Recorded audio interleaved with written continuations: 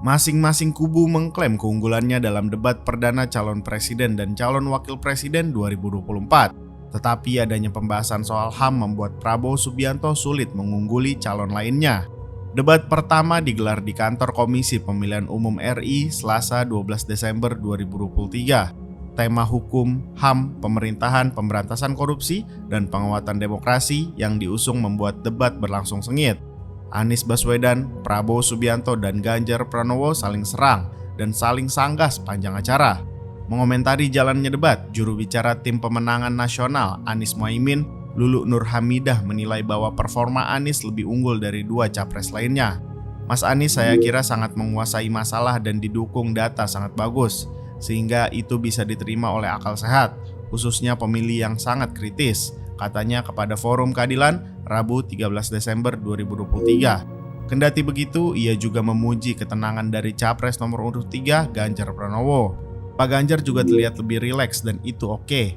Walaupun memang yang terlihat center atau excellent pasti Mas Anies, dan yang memimpin debat semalam itu Mas Anies tuturnya. Sementara capres nomor urut 2 Prabowo menurutnya masih terbawa dengan cara lama. Ya kan dari 3 kali running sebagai capres, di momen debat beliau mungkin tantangannya soal pengendalian emosi. Yang seperti itu kan juga dilihat oleh publik juga ucapnya. Lulu menilai ketika sudah berbicara persoalan HAM dan polemik Mahkamah Konstitusi, tampak ada yang membebani Prabowo. Berbeda dengan Anies yang menurutnya tak punya rekam jejak terkait permasalahan itu. Kenapa kemudian beliau tidak bisa leluasa untuk menjawab itu? Karena saat ada masalah itu, beliau ada di sana ucapnya. Lulu berpandangan pengadilan HAM sejatinya memang diperlukan untuk menyelesaikan kasus tersebut, sehingga akan menjadi jurisprudensi tanpa terkecuali. Kalau kemudian ini dihindari terus, pasti akan dibahas terus setiap waktu. Sebenarnya ini bukan agenda 5 tahunan, perjuangan itu sudah 20 tahun lebih untuk mendapatkan rasa keadilan. Tetapi negara selalu gagal untuk menghadirkannya, tegasnya.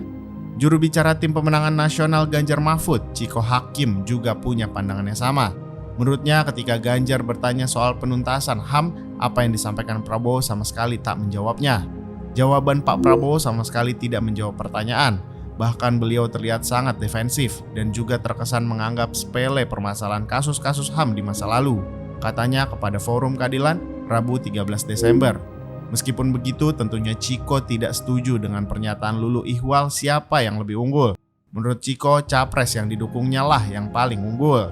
Visi misi Pak Ganjar soal hukum dan HAM adalah yang paling tegas, tidak mengawang-awang dan membumi, ungkapnya. Klaim serupa juga datang dari kubu Prabowo Gibran. Sekretaris Tim Kampanye Nasional Prabowo Gibran, Nusron Wahid, mengklaim Prabowo yang lebih unggul di debat perdana.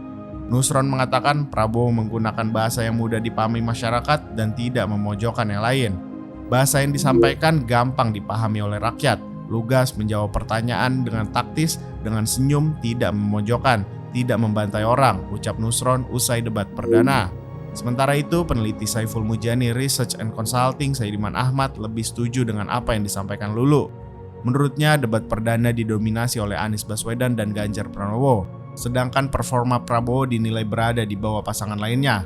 Secara keseluruhan, Ganjar dan Anies lumayan mendominasi dengan penjelasan yang lebih detail atas semua topik yang dibahas. Performa Prabowo terlihat lebih di bawah dibanding dua kandidat lain, ujarnya kepada Forum Keadilan Rabu 13 Desember. Saidiman menjelaskan memang pada subtema HAM, Prabowo menjadi sasaran empuk paslon lainnya, sebab ia sering dikaitkan dengan isu pelanggaran HAM masa lalu. Peneliti senior Badan Riset dan Inovasi Nasional BRIN, Profesor Lili Romli juga sependapat. Ia menilai panggung debat perdana dikuasai Anies Ganjar. Kata Lili, hal itu terlihat dari cara penyampaian visi misi setiap paslon serta penggunaan tata bahasa saat beradu argumentasi. Nomor 1 dan 3 mendominasi, tapi beda gaya dan bahasa penyampaiannya. Nomor 3 lebih tidak kaku, katanya kepada Forum Keadilan Rabu 13 Desember. Lili menegaskan pada debat perdana tersebut Prabowo memang terlihat kurang dalam segi performa, terlebih saat pembahasan subtema hukum dan HAM. Jawaban Prabowo di subtema hukum dan HAM kurang. Soal gimmick nomor 2 masih joget-joget saja. Untuk kandidat nomor 2 memang kurang menyentuh substansi dengan tema yang diusung, khususnya tentang HAM dan demokrasi. Ia menyampaikannya normatif saja, tanpa menyentuh akar persoalan, jelas Lili. Lili memperkirakan Prabowo memang memiliki kelemahan dalam pembahasan pelanggaran hukum dan HAM. Sehingga tidak heran Anies dan Ganjar fokus pada pertanyaan tersebut. Bahkan bukan hanya bertanya saja, tetapi juga menggugat dan menyerangnya. Oleh karena ada serangan tersebut tampak gugup dan defensif, tutupnya. Pengamat hukum dan politik Mujahid 212 Damai Hari Lubis juga sama pandangannya. Dalam pembahasan soal HAM, Damai mengibaratkan Ganjar dan Anies layaknya seorang jaksa. Pertanyaan tentang rekomendasi penyelesaian kasus HAM dan pencarian makam 13 orang yang hilang menurut Damai sangat tajam, bak elang yang menukik, sedangkan jawaban Prabowo kehilangan maknanya. Pertanyaan Ganjar kepada Prabowo cukup menukik tajam, bak elang lapar menyambar mangsanya, kata Damai dalam keterangannya Rabu 13 Desember.